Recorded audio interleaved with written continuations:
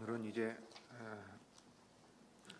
12월을 맞아서 우리 가운데 오신 주님을 기억하면서 말씀을 좀 보려고 합니다.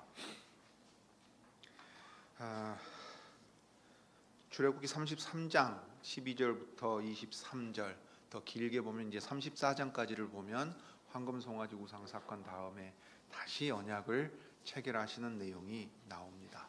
그 다음에 신약성경 요한복음 1장에 보면 태초에 하나님과 함께 계셨던 그 말씀, 곧 하나님이신 그분에 대한 이야기가 나옵니다. 그런데 놀랍게도 잘 보시면 율법은 모세로부터 받았고 은혜와 진리는 예수 그리스도로 말미암아 나타났다 하는 얘기를 합니다.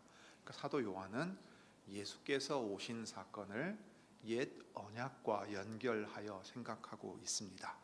그러므로 우리가 구약의 본문과 신약의 본문을 각각 생각하면서 우리 주님이 오신 것이 어떤 의미가 있는가를 생각해 보겠습니다.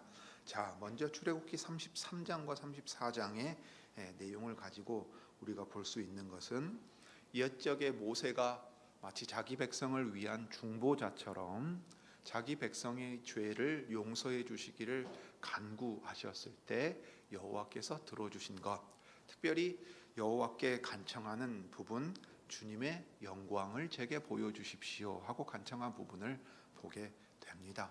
이것이 왜 중요한가 하면 지금 여호와께서 우리와 함께 해주십시오, 그렇지 않으면 저도 책에서 지워주십시오라고 말을 했습니다. 그러니까 여호와께서 함께 해주시는 것이 가장 중요하다는 것을 지금 모세가 알고 있었습니다. 그 가운데 여호와께서 너의 이야기를 듣고 내가 함께 해주마 할 때 요청한 것이 바로 주님의 영광을 보여주십시오라는 간구였습니다. 그런데 놀랍게도 요한복음 1장에 보면 뭐라고 말합니까? 사도가 제자들인 우리가 그분의 영광을 보았다 하고 말합니다. 자, 그런 까닭에 출애굽기 33장을 생각해 보면 그 내용을 따라서 다시 한번 기억을 떠올려 볼 필요가 있습니다. 이스라엘 백성이 모세가 40일 밤낮을 여호와께 올라가서 율법과 계명과 규례를 받고 있는 동안 그들은 불안해졌습니다. 우리를 이집트에서 인도하여 낸 모세라는 사람이 어디로 가버렸는지 소식조차 없다. 40일 동안 연락이 끊겼다 하는 거지요. 그들에게 아론과 훌이 있고 그들의 일들을 맡겼는데도 불구하고 백성은 웅성거리기 시작했고 불안하기 시작했고 대책을 마련해야 된다고 생각했습니다.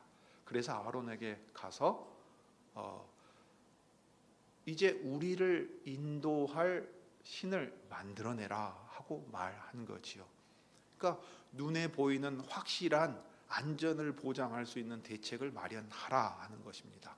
그들은 여호와의 기적으로 말미암아 이집트의 모든 신들과 황제까지도 꺾은 일들을 경험했고 유월절 어린 양의 피와 또 고기로 말미암아 이집트 사람들에게 호의를 입어 광야로 나왔음에도 불구하고 그 다음에 마른 땅을 건넜을 때 홍해에 이집트의 병거를 몰살시키는 기적을 보았음에도 불구하고 그 다음에 또 무슨 일들이 있었습니까? 마라라고 쓴 물을 단물로 바꿔주시는 일들이 있었고 먹을 것에 대한 걱정이 있고 원망이 생겼을 때에 만나와 메추라기를 통해서 그들이 이제 언약의 주님의 말씀에 순종하는가 그렇지 않은가를 저울에 달아보셨던 일들이 있습니다. 그러니 이제 언약을 맺고 난 다음에는 어떻게 해야 됩니까? 그 이전의 일들은 자신들의 연약함이 드러났고 그 일들에 대하여 가르쳐 주시는 기회가 되지만 언약을 깨뜨린 이후에는 그 언약의 저주가 그대로 임할 수밖에 없습니다. 그래서 모세를 빼고 다른 이들을 다 진멸하고서 하나님 앞에 언약을 깨뜨리고 저주를 스스로 불러드렸지 않습니까? 하나님으로 이름하는 다른 엉뚱한 신상을 만들어서 이것이 너희를 이집트에서 인도하여 낸 여호와라 그러고서는 자기들의 방식으로 우상을 섬기며 떠들었습니다.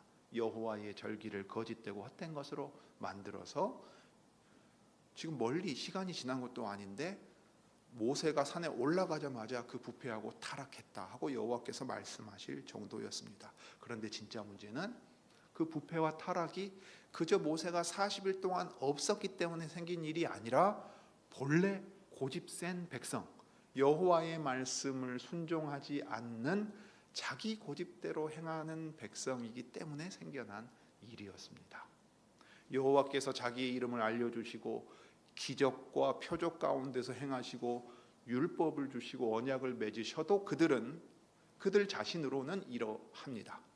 그러니 이스라엘이 이러하다면 여호와를 알지 못하는 다른 민족들, 다른 백성들은 어떠하겠습니까? 그러므로 모세는 알고 있습니다. 이 백성을 구별하여서 여호와께서 행하시려는 일, 바로 그 일은 우리가 특별한 민족이어서가 아니라 여호와 하나님께서 우리를 사랑하시고 특별히 호의, 곧 은혜를 베푸셔서 그 자비로움을 온 세상에 나타내시려고 한 것이 아닙니까?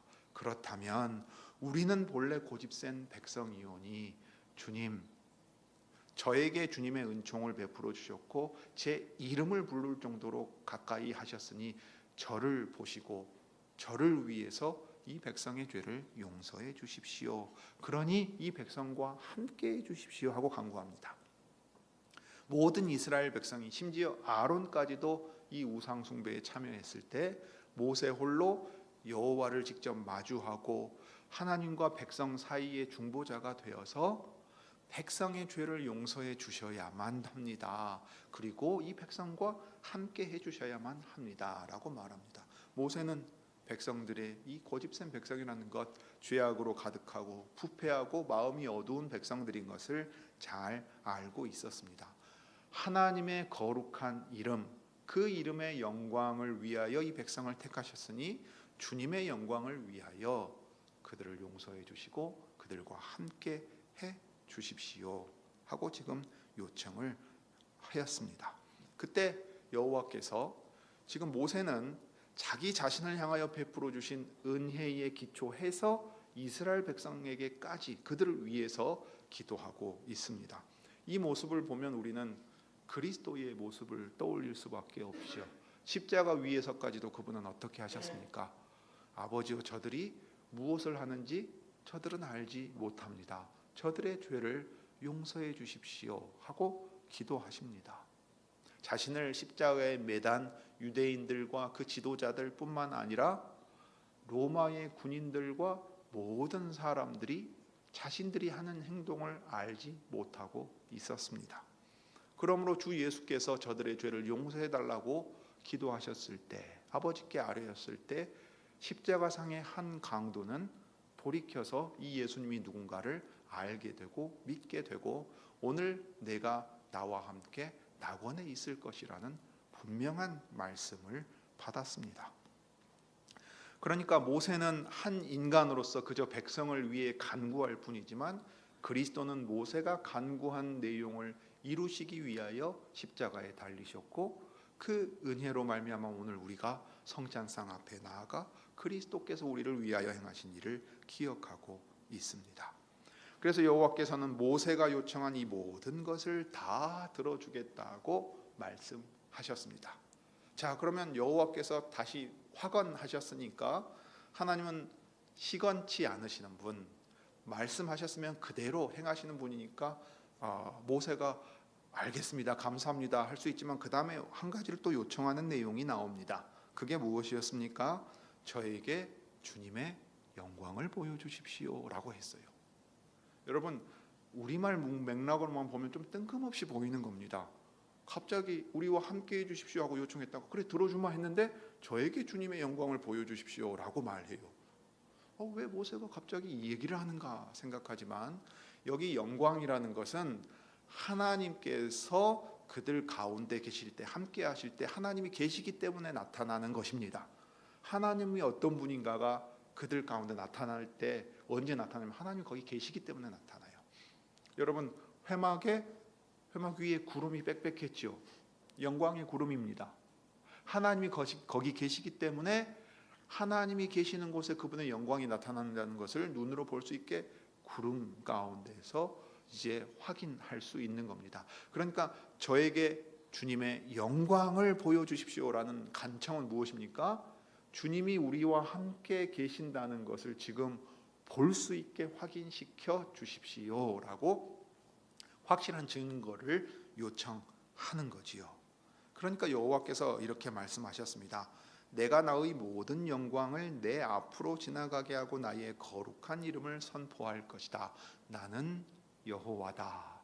너를 불러서 이스라엘 백성을 인도하여 내게 한 아브라함과 이삭과 야곱의 하나님 언약의 주 여호와다. 너희가 이 언약 가운데 나를 따라오면 이제 너희가 나를 왕으로 모시고 사는 거룩한 나라가 되고 너희가 거룩한 제사장들이 될 것이다. 그 목표를 위해 내가 너희에게 율법을 주고 성막과 그 안에 제사 제도를 주는 것이다. 이제 나를 따라오거라. 이 언약이 깨졌으나 다시 너희와 함께하면서 너희의 죄를 용서하고 언약을 다시 맺어서 그 언약의 목적대로 달성해 가겠다 하는 것을 이제 너희의 눈앞에 나타나서 내 영광을 보게 함으로써 내 말이 확실하다는 것을 확인시켜 주마 하고 말씀하십니다. 그런데 여러분, 언약이 깨졌고 이 언약이 다시금 체결되게 하기 위해 모세의 중보가 있었습니다. 간청과 중보가 있었습니다. 그러면 여호와께서는 자신의 성품을 나타내실 때 어떻게 나타내시겠어요? 전에도 말씀드린 것처럼 우리라면 너 이놈들 한 번만 더 하면 진짜 끝이다 이렇게 나타내 보여야 될 거 아닙니까? 두렵고 무섭게 나타나셔야 될 것 같은데 여호와께서 그 거룩한 이름 여호와를 선포하실 때 자신이 어떤 하나님이라고 말씀을 하십니까? 33장에서도 그렇고 실제로 34장에서도 그렇습니다. 그리고 계속해서 우리가 오전에 시편 103편을 예배에 들어가면서 낭독할 때도 반복되거든요. 여호와는 누구시냐 하면 크고 두려운 하나님, 이렇게 능력의 하나님을 선언하실 수 있지만 지금 이스라엘 백성과 언약을 맺으실 때에는 여호와다 하면서 나 여호와는 자비롭고 은혜로우며 노하기를 더디하고 한결같은 사랑과 진실이 풍성한 하나님이다. 여기 진실이라는 말은 신약성경의 진리라는 말과 같은 말입니다. 사랑과 진실이 풍성하다, 은혜와 진리가 풍성하다 하는 말과 같이 생각하셔도 좋아요. 이때 사랑은 죄인들을 용서하여서 언약을 맺는 그 대상인 인간들이 저토록 고집세고 자기식대로 살아가려고 하는 이들인 줄 내가 안다. 그러면 이들은 내 언약의 대상이 될 수 없는 줄도 잘 안다. 그러나 나는 그들의 죄를 내가 낸 예배의 방식을 통하여 용서해 줌으로써 그 죄인들이 내 백성이 되고 내 자녀가 돼서 이 언약을 이루어 가겠다. 그러므로 나 여호와는 언약의 주는 자비롭고 은혜롭고 노하기를 더디하고 사랑과 진실이 한결같이 풍성한 하나님이다. 그래서 한결같은 사랑을 베풀고 악과 허물과 죄를 용서하는 하나님이라 했습니다.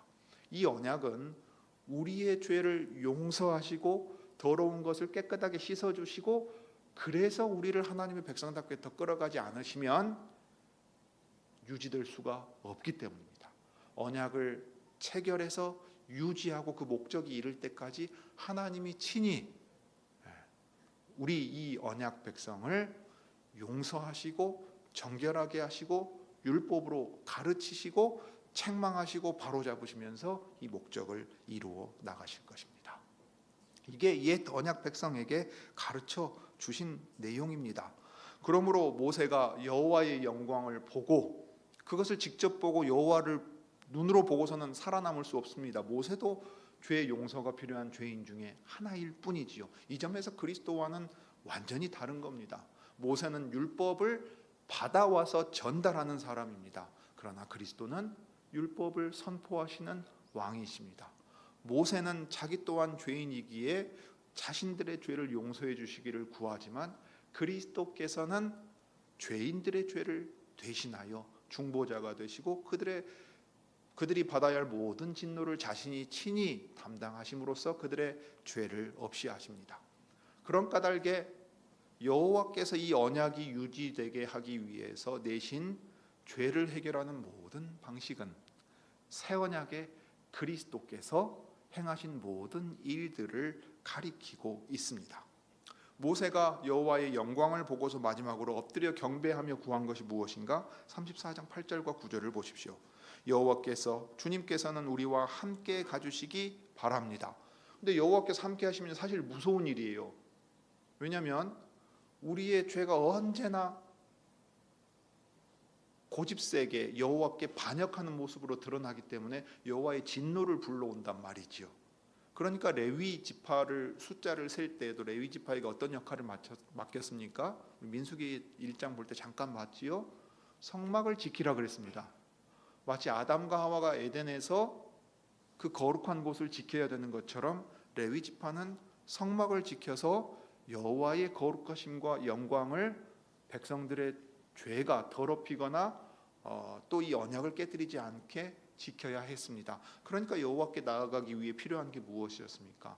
성막의 문을 들어가서 제단에서 짐승을 잡고 피로 제단에 뿌리고 사람에게 뿌립니다. 이 출애굽기 24장에 본 것처럼 사람과 제단, 그러니까 제사 드리는 사람과 제물이 깨끗하게 씻겨야 하나님께서 받으실 만한 것이 되고, 그래서 그들의 죄가 이렇게 용서받는다 하는 것을 가르치시고, 그래서 죄 없이 하나님과 언약 관계 안에서 하나님께 직접 교통하는 자리, 하나님 계시는 그곳에까지 나아가서 교통하도록 언약의 목표가 이루어져 있다는 것을 옛적에 그런 방식으로 우리에게 가르쳐 주셨습니다. 그러니 모세는 간구할 때 우리와 함께 가주십시오. 그와 동시에 무엇이 필요합니까? 여호와께서 우리의 악과 우리의 죄를 용서해 주시고 우리를 주님의 소유 삼아 주시기를 바랍니다. 이 언약이 깨지지 않도록 주님, 저희의 이 죄악을 용서해 주십시오. 그러면 고집이 세다는 것은 여러분 지금 어떤 특정한 행동, 죄를 구성하는 어떤 행동을 한 게 아니에요. 그 마음 자체가 부패한 백성입니다. 그러니 이 부패한 마음을 주님이 다스려 주시고, 사실은 이것을 근본적으로 해결하려면 어떻게 해야 되겠습니까? 부패한 마음을 완전히 새롭게 해서 더 이상 부패하지 않게 만들어야 합니다. 이것은 사람이 노력해서 되는 문제가 아닌 줄 잘 알지요. 모세가 지금 이 백성은 고집이 센 백성입니다, 그것이 사실입니다 라고 말할 때는 그냥 아이고 이놈들 그래요, 특성이 그래요, 못된 놈들입니다, 이게 아니죠. 인간으로서 하나님의 말씀에 불순종하려는 것이 언제나 솟아나오는 것이 인간인 우리들의 모습입니다 라는 고백이 됩니다. 그러므로 주님, 지금은 이 제사제도와 성막을 우리에게 주시고 제사제도와 다른 어떤 제도들을 통하여 여호와께 나아갈 수 있는 길을 내셨는데, 주님, 이 언약 백성의 마음을 새롭게 해 주십시오라는 내용이 이 안에 담길 수밖에 없습니다. 왜냐하면 계속해서 제사를 드려야 되고 이 성막이라는 제도가 존재해야 될 게 아니거든요. 하나님과의 언약이 진짜로 이후로 깨지지 않는 영원한 언약이 되기 위해서는 그 백성의 죄를 용서하셔야 할 완전한 은혜의 수단을 하나님께서 내주셔야 합니다. 지금 보여주시는 것이 바로 거기에 이르도록 가르치시는 것이라는 걸 이제 옛 언약 백성들은 알게 되지요. 알게 됩니다. 자신들의 죄와 비참함을 깨닫는 만큼 주님의 은혜의 필요성을 더 분명하게 깨닫게 됩니다. 과연 이 고집센 백성들은 선지자들을 통해서 보내신 하나님의 말씀조차도 듣지 않았습니다. 그러면서 성전이 있고 제사제도가 유지되니까 우리가 언제 하나님을 사랑하지 않았습니까? 라고 말해요. 사람은 부정하고 더러운데 자신들은 제사의식을 행했기 때문에 괜찮다고 생각합니다. 오늘날로 치면 이런 거예요. 주일에 예배 드려요. 여러분이 하나님 앞에서 돌이킨 적이 없고 자기의 죄가 무엇인지 깨닫지도 못한 채 그냥 앉아있다 가는 것이 무슨 의미가 있겠습니까? 부부간에 불화하고 부모 자녀간에 원수처럼 지내고 이웃과의 관계에 있어서나 직장에서나 여러분의 삶에서 하나님이 주시는 화평과 평안함이 없다면, 그래야 하나님을 사랑하는 데 있어서나 이웃을 사랑하는 데 열매가 나타나 있지 않다면 여기 와서 예배 드리는 그 일은 옛적 선지자의 표현을 치자면 마당만 헛되이 밟고 가는 가증한 일이 되는 거지요.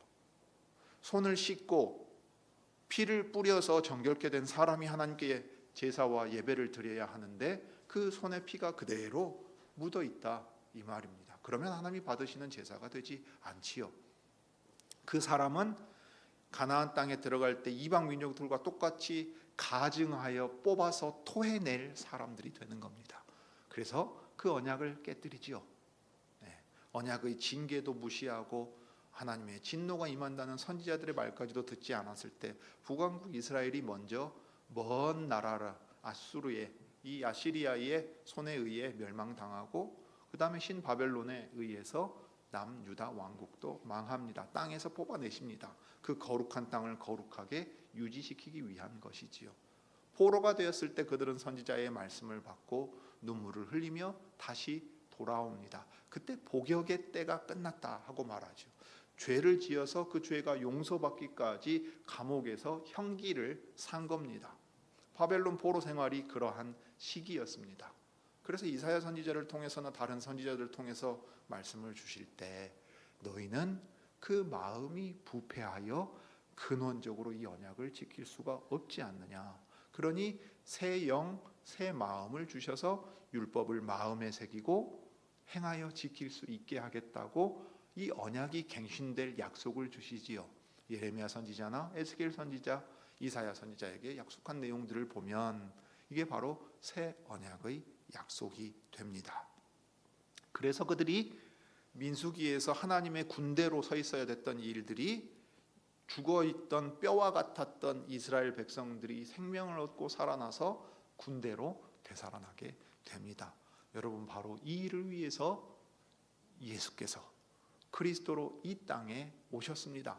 하나님이신 그분이 사람이 되셔서 행하신 모든 일이 바로 우리의 죄악된 본성을 완전히 새롭게 바꾸기 위하여 그 죄에 대한 책임을 대신 지시고 죄의 권세에서 우리를 빼내시기 위하여 예수께서, 하나님께서, 거룩한 아드님께서 우리 가운데 오신 겁니다. 사도 요한은 그 사실을 요한복음 1장 1절부터 18절에서 이야기하고 있습니다. 먼저 하나님께서 보내신 사람이 있어서 아버지 하나님께서 자신의 나라를 맡겨 이 땅에 임금으로 돌아올 분이 올 것이라 얘기합니다. 여러분, 성전 그 성막의 문이 동쪽에 있다 그랬잖아요. 에스겔에 보면 성전의 환상이, 마지막 성전의 환상이 나오는데 맨 마지막에 여호와께서 동쪽 문으로 들어오십니다. 그러니까 여호와의 나라가 여호와께서 너희를 다시 다스리신다 하는 게 바로 하나님 나라가 임한다, 그들에게 임한다 하는 그 약속이었거든요. 그러면 성전이 새로이 세워지고 여호와께서 성전 문으로 들어오셔서 저 속죄소 있는 자리에 보좌에 앉으시면 그들 가운데 다시 그들과 함께 하시면서 왕으로 다스리는 거예요. 그런데 포로기를 지나서 지금 로마의 식민 지배 아래 있는 예수님 당대의 이스라엘은 어떤 상태입니까? 아직 왕이신 여호와께서 그들 가운데로 돌아오지 않으셨습니다. 그러니까 하나님께서 먼저 한 사람을 택하여서 보내십니다. 전령이지요. 앞서 가서 기쁜 소식을 전하는 사람이 됩니다. 그 기쁜 소식이 무엇입니까? 여호와께서 너희 가운데로 돌아오신다. 그러니까 그 길을 준비하고 내라. 이사야 선지자도 얘기한 거예요. 말라기 선지자에 나오는 얘기도 마찬가지입니다. 그 사람이 누군가? 오리라 한 엘리야가 바로 누군가 하면 세례자 요한입니다. 하나님께서 보내신 사람이 있었다. 그 이름은 요한이었다. 사도 요한과 구분되는 세례자 요한이지요.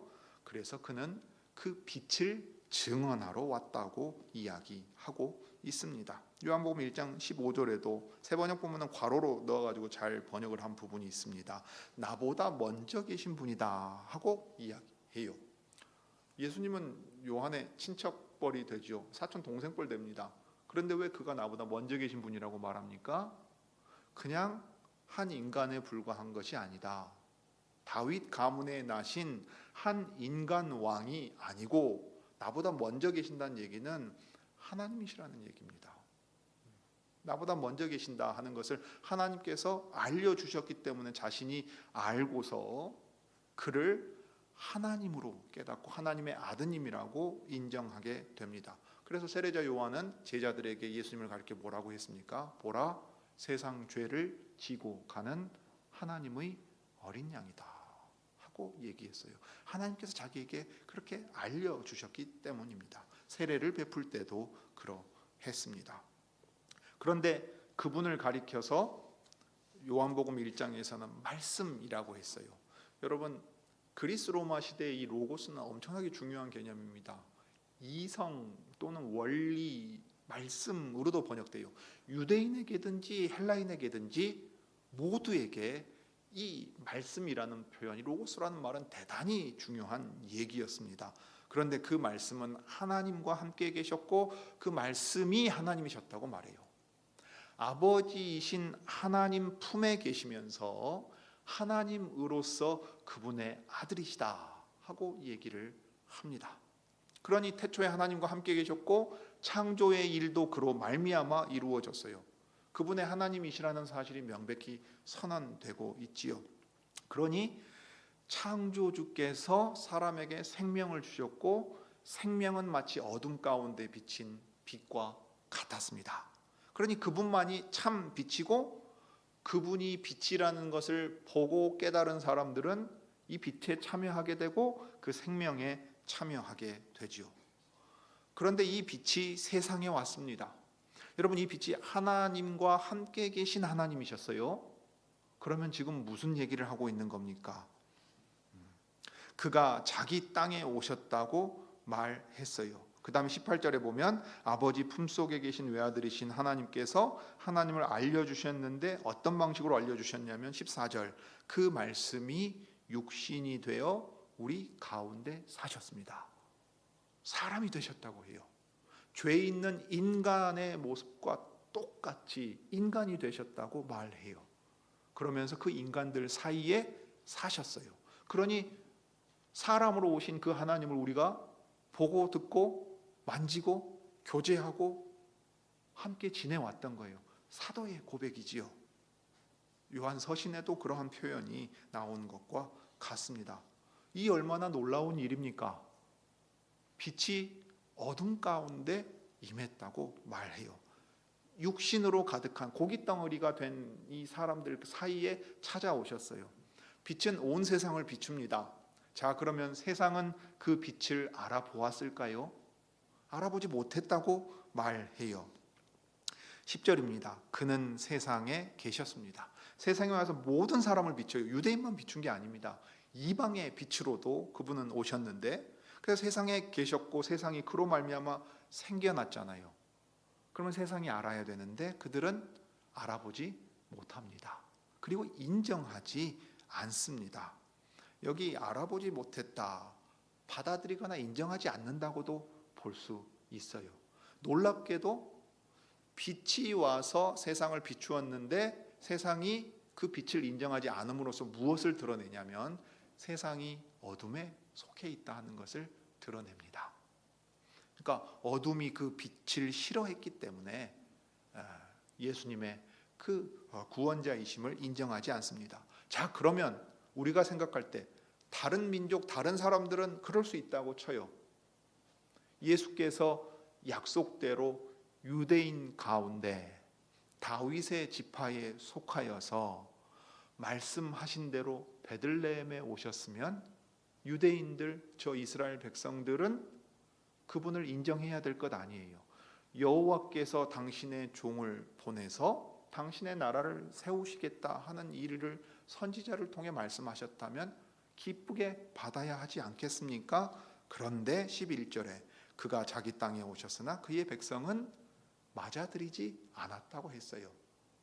그분이 왕이라는 걸 인정하고 싶지 않았습니다. 도리어 어떻게 했습니까? 유대인이 이방인과 합력하여 그를 십자가에 달아 죽입니다. 로마 황제 카이사르의 황제의 권한은 인정하면서도 하나님께서 당신의 나라를 맡겨 보내신 그 나라의 임금은 모욕하고 조롱하면서 십자가에 달아 죽였다, 이 말입니다. 그러니 유대인이나 이방인이나 모두 어둠 가운데 머물러 있다는 사실, 모세의 표현대로 치면 고집센 백성이요 반역자라는 사실을 사도 요한은 다시금 우리에게 들려주고 있습니다.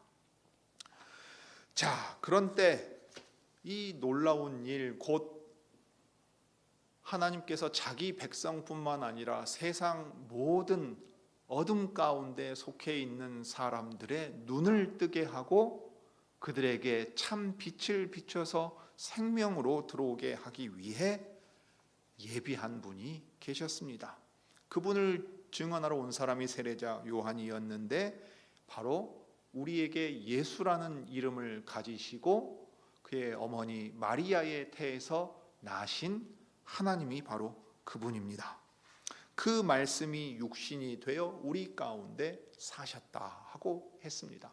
육신이 되어 우리 가운데 사셨다 하는 말은 도리어 성막을 세워서 백성들 가운데 그 성막이 있었다 하는 말로 써도 좋습니다. 여기 성막과 성전의 영광을 가리키는 데 사용된 단어입니다. 여러분, 모세는 주님의 영광을 보여주셔서 주님이 우리와 지금 함께 계시다는 사실을 확인시켜 주십시오 했죠. 그런데 그 영광을 있는 그대로 다 직접 대면해 보지 못합니다. 숨어야 했습니다. 그런데 이제 신약시대에 예수님 오신 이후로 우리는 그 영광을 어떻게 보게 됩니까? 사람으로 우리 가운데 사신 그분의 모습으로 보게 됩니다. 그래서 사도 요한이 뭐라고 기록했습니까? 우리는 그의 영광을 보았다 했어요. 그의 영광을 보았다 했습니다. 어떤 사람들은 봐도 볼 수 없지요. 과연 너희가 본다 하니 보지 못하는 것을 확인시켜줬다 말씀하신 것처럼 이렇게 볼 수 있는 것은 참 빛이신 예수님이 누군가를 알아야만 그 부패한 마음이 새롭게 변화되어서 믿음으로 이 예수님이 누군가를 깨닫고 그분이 하나님 나라의 왕이시라는 것을 인정할 수 있어야만 보게 되는 일입니다. 그런데 이 영광은 아버지께서 주신 외아들의 영광이었다고 했고 아버지의 품속에 계신 유일하게 하나님의 아들, 그러니까 하나님이신 그분만이 나타내 보일 수 있는 영광을 우리에게 보여주셨다고 했어요. 그런데 그 영광을 왜 신으로서 나타내지 아니하시고 우리와 같은 죄인의 모습을 취하셔서 나타내십니까? 옛적의 언약 백성의 그 부패한 마음, 곧 새 언약 백성이 될 우리의 부패한 마음 때문에 그 부패한 마음을 완전히 새롭게 하고 새로운 영을 우리에게 주셔서 하나님의 거룩한 말씀을 지켜 행하고 그 거룩한 언약을 성취할 수 있게 하기 위하여 드디어 옛적에 가르쳐 보여주신 모든 것들이 이제 사람이 되신 하나님으로 말미암아 이루어질 것을 우리에게 가르쳐 주십니다. 여러분, 그래서 이 1장 18절까지 14절부터 이하의 내용에서 모세에 대한 내용, 옛 언약에 대한 내용이 언급되는 겁니다. 자, 보십시오. 이제 요한복음 1장 14절 이하에 보면 특히 16절부터 보면 우리는 모두 그분의 충만함에서 선물을 받되 은혜에 은혜를 더하여 받았다 그랬습니다. 은혜 위에 은혜라고 말하지요. 그런데 이때 처음에 은혜를 가리키는 말은 바로 모세를 통해 받은 율법을 말합니다. 은혜로 거룩한 백성이 되게 만드는 율법을 받은 일도 얼마나 놀라운 일인가. 신명기 4장에 모세가 얘기한 것처럼 세상 어느 민족이 기도할 때 그 신의 이름을 부르고 기도할 때 즉시 응답하는 그런 민족이 있는가? 이 거룩한 법을 가지고 있는 나라가 어디 있는가 했단 말이에요. 모세를 통해 받은 율법도 큰 은혜로 놀라운 일이거늘 그 율법이 육신의 연약함으로 말미암아 이루어질 수 없는 것을 아시고 친히 하나님께서 당신의 외아들을 사람으로 보내사 우리로 그 율법을 지켜 행할 수 있는 언약의 백성으로 만들어 주시는 그 일은 더 큰 은혜라 하고 우리에게 들려주는 거예요. 그러니 모세를 통해 받은 율법이 은혜지만 그 언약적인 한결같은 사랑과 진리로 죄인들을 용서하고 변화시키셔서 새로운 피조물로 만들어 자기 백성, 자기의 자녀로 삼으시는 일은 더 큰 은혜라. 그런데 바로 그 은혜의 일을 행하시는 노하시기를 더디하시고 자비로우시고 은혜로우신 여호와 하나님의 영광이 이제 우리 가운데 사람으로 오신 예수님을 통해 나타났다. 우리가 그럼 더 무엇을 요구할 것인가? 우리가 하나님을 보았다 하고 말해요. 모세는 직접 뵐 수 없었어요. 그런데 유일하게 가능성으로 남아있는 게 있었지요. 무엇이었습니까? 언약을 맺고 그 언약의 목표가 이루어지면 하나님을 아버지로 모시고 자녀들이 그 상에 둘러앉아 먹고 마시는 것처럼 다 펼쳐진 하늘과 같은 곳에서 여호와를 뵙고 식사하게 되지요. 여러분, 이때 식탁은요, 그 가족이 의미입니다. 왕의 가족이 되는 거예요. 반역자로서의 성품이 완전히 사라져버린 겁니다. 출애굽기 24장에서 언약을 체결하고 난 뒤에 식사 장면이 그거예요. 예수님이 잡히시기 전날 밤에 행하신 성찬 제정이 바로 그것이고, 이제 예수께서 다시 오셔서 행하실 어린 양의 혼인잔치가 바로 그런 것입니다. 그래서 아버지의 품속에 계신 외아들 하나님께서 그 하나님을 눈에 볼 수 있게 나타내 보여주셨습니다. 그분으로 말미암아 하나님의 자녀가 되는 특권을 얻게 되고, 하나님과 한자리에 앉아서 하나님을 배워도 죽지 않고 하나님의 식탁에 참여하게 됩니다. 이게 하나님의 자녀가 되는 특권을 주셨다는 말이에요. 이 특권은 하나님께서 은혜로 베푸시는 일이지 우리의 공로로 말미암아 우리 자신에게 있는 어떤 근거로 이루어지지 않음을 사도 요한은 분명하게 말합니다. 이들은 하나님에게서 났습니다. 여러분, 이 사실을 우리는 사도들은 너무도 잘 알고 있었을 거라고 생각합니다. 부활하신 이후에 그 뜻을 너무 분명하게 깨달았겠지요. 마태복음 16장 16절 이하에 보면 너희는 나를 누구라 하느냐 하는 질문에 베드로가 사도들을 대표해서 이렇게 대답하지 않습니까? 주는 그리스도시요 살아계신 하나님의 아드님이십니다 라고 고백했어요. 그러니까 바요나 시몬아, 내가 복이 있도다. 너에게 이것을 알려주신 분은 사람이 아니라 하늘에 계신 내 아버지시다 했어요. 여러분, 사도 요한은 바로 옆자리에 있었습니다. 그 고백을 들었고 그 고백의 아멘으로 함께 고백했던 사람이라고요. 모세가 이끌었던 저 이스라엘 백성과 같은 부패한 우리를 모두 도망쳐서 주님 홀로 십자가에 걸어가게 만든 우리를 주님이 새롭게 만드시고, 이제는 주님의 말씀을 들을 수 있고 그 빛을 볼 수 있고 그 생명을 누리게 만드셨다 하고 고백하면서, 하나님이 사람이 되신 이 일이야말로 얼마나 놀라우냐, 옛적 성막 가운데 계신 여호와 하나님과는 비교할 수 없는 영광이요 비교할 수 없는 은혜라고 우리에게 들려주고 있습니다. 우리 주 예수 그리스도께서 바로 우리를 위해서 이 땅에 오셨고 우리를 위해 죽으셨고 우리를 위해 부활하셨습니다. 이제 마지막으로 우리를 위해 다시 오실 것을 우리가 기다리면서 성탄의 의미를 생각할 수 있기 바랍니다. 기도하겠습니다. 자비롭고 은혜로우신